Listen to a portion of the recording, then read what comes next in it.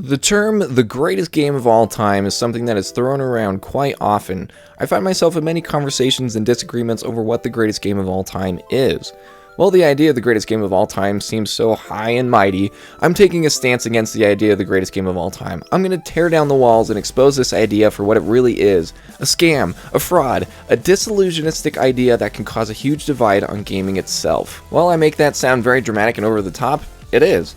I'm taking a firm stance right here and now to topple down the system and reinvent the way we think about games. So, let's get right to it.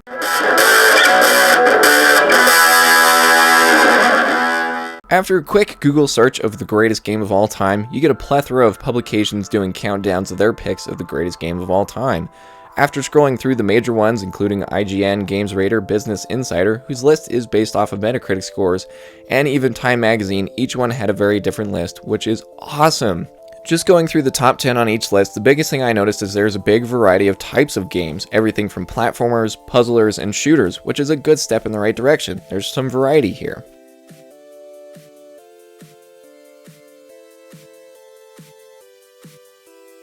But there's a major flaw in this whole system. What is the metric by which these games are being judged?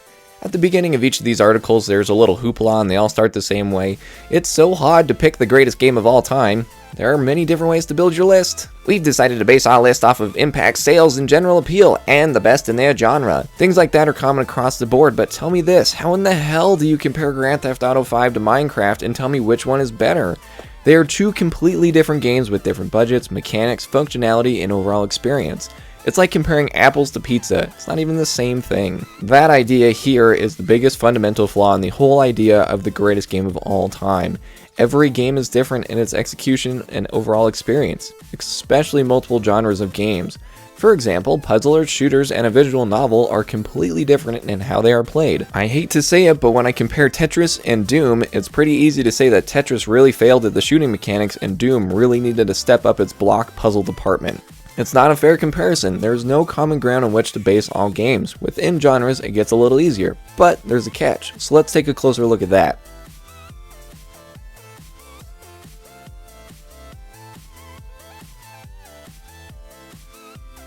I love adventure games, so let's look at an adventure game. One of my personal favorite adventure games is Tomb Raider. Now, if only there was something else within that same genre that would be a fair comparison.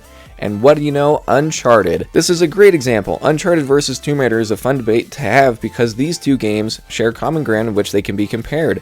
They are both adventure games that follow a protagonist on an adventure across the globe in search of hidden treasure. The gameplay is pretty similar, but one could argue that each game brings something different to the table, which makes them comparable as games.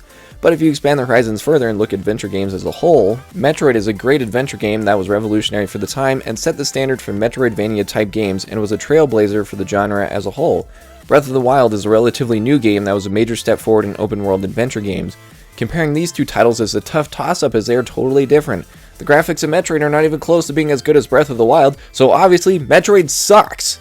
Okay, hit the brakes there, Evel Knievel. That is not fair. Metroid did not come out at the same time as Breath of the Wild.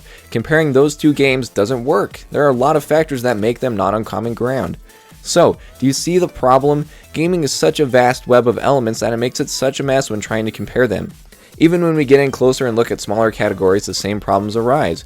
When you have a competition of sorts, you want things to be fair, right? The Olympics wouldn't be as interesting if the 100-yard dash runners line up in the line and the announcer's like, okay, in lane 1 we have a 90-year-old man, and in lane 2 we have a kid who's been running his whole life, and finally lane 3 is a newborn baby. It's not fair at all. The old guy might have been good in his day, but now he's old, and it just isn't the same. The kid who's been running all his life has been training for this, and is clearly the better option. And the baby is a baby, for crying out loud. How can you run a race? It's just stupid.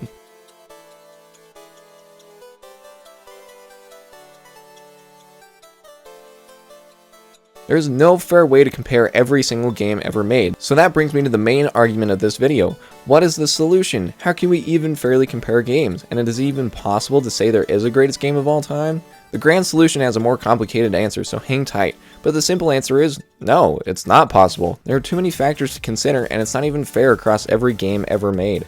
The standards aren't the same for a game made in 1986 compared to a game made in the modern day. The technology isn't the same, so there are critical factors that make it not a fair comparison. The elements needed to compare games fairly is just not possible to get every game on the same level for fair comparison, and it just never is going to happen, so we just may as well forget about it. So, What is the solution? The best way to put it is we need to kill the idea of the greatest game of all time, chop it into bits and throw it into the deepest, darkest well and forget about it. The new ruler of the land is the term my favorite game of all time. This is a flawless system that now lets games be comparable on fair terms, and the best part is, everyone can have a different answer, and that's okay. And you know what's even better? This is a flexible term that can change and mutate into something different as time goes on. Your favorite game one week could be Bloodborne, and then in a year it could be Persona 5. If you're feeling appreciative, you could look at it like, Bloodborne is a really great game, and this couldn't have happened if Ocarina of Time didn't introduce Z-targeting. I've been waiting all video long to bring up Ocarina of Time. Through my research and putting this video together, Ocarina of Time was constantly at the top of several lists, and through general conversation, Ocarina of Time is brought up in some way when it comes to the greatest game of all time.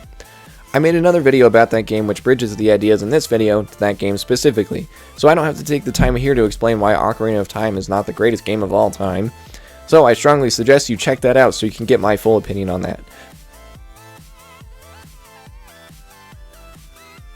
The main idea of that is older games such as Super Mario Bros. Or Ocarina of Time are hard to call the greatest game of all time because they did cool and revolutionary stuff which made future games better in return, so that shouldn't make them the greatest game of all time. It introduces the idea of an important game. Important games are fantastic as they still give retro games the credit which they deserve.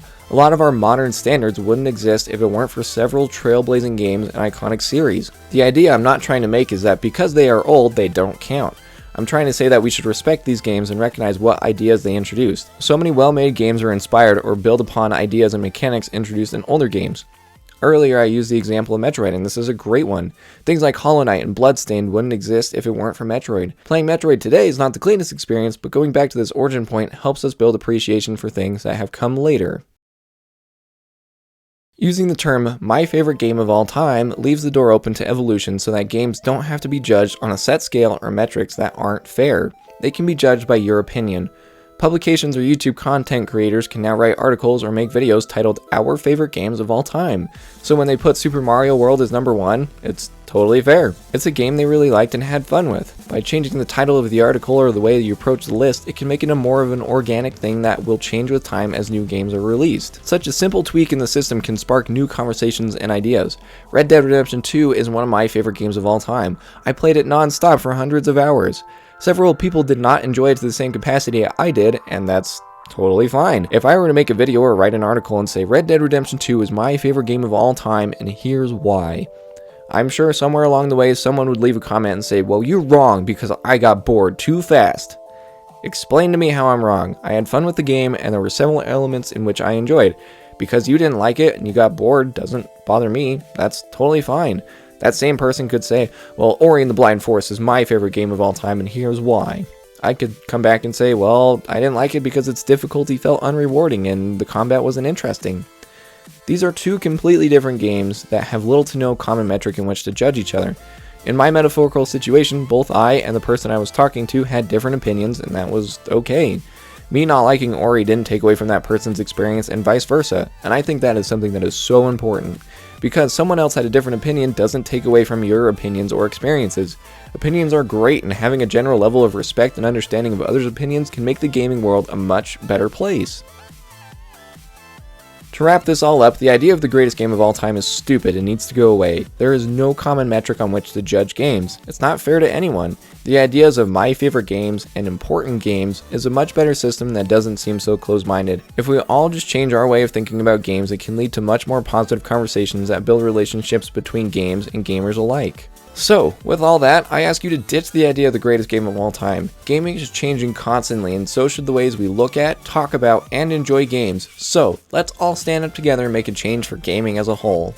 Thank you so much for watching the video. Let me know down in the comments below what your favorite game of all time is. If you liked what you saw and you want to see more, don't forget to subscribe, like, and hit the bell to get notified every time I post a new video. And don't forget that the key to success is succeeding, and I will be seeing you guys next time on A Game for Your Thoughts.